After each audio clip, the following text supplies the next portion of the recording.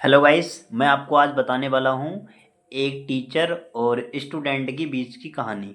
ध्यान से सुनना, बहुत मज़ा आने वाला है। ठीक है। जैसे एक टीचर होती है और क्लास के अंदर जाती है, वहाँ पर बहुत सारे स्टूडेंट भी होते हैं और गर्ल्स भी होती हैं। ठीक है। तो एक बच्चे को वो खड़ा करती है वहाँ पर और उससे बोलती है कि आप दूसरा चैप्टर की पढ़ो। तो वो खड़ा होता है और पढ़ता है उसको। पढ़ने के बाद 3-4 ग्राफ मतलब पैराग्राफ की लाइन पढ़ देता है। उससे टीचर बोलते हैं कि आप बैठ जाओ, आप गलत पढ़ रहे हो ये। तो वो सुनता ही नहीं है, वो पढ़ता जाता है। तो फिर से टीचर बोलते हैं कि आप बैठ जाओ, आप गलत पढ़ रहे हो ये।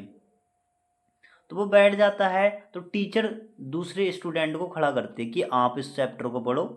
तो वो खड़े होके पढ़ता है।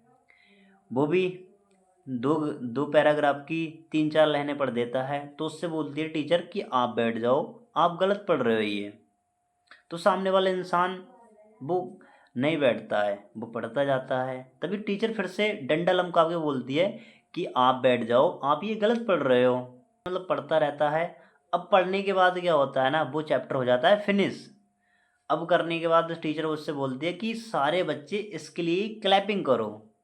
तो सारे बच्चे क्लैपिंग करते हैं। अब जो इसमें से एक बच्चा ऐसा होता है ना जो क्लैपिंग नहीं करता है, उससे बोलती है कि आप क्लैपिंग क्यों नहीं कर रहे हो। आपको अपने ऊपर बिलीव नहीं था कि मैं सही पढ़ रहा हूँ या गलत पढ़ रहा हूँ। ठीक है।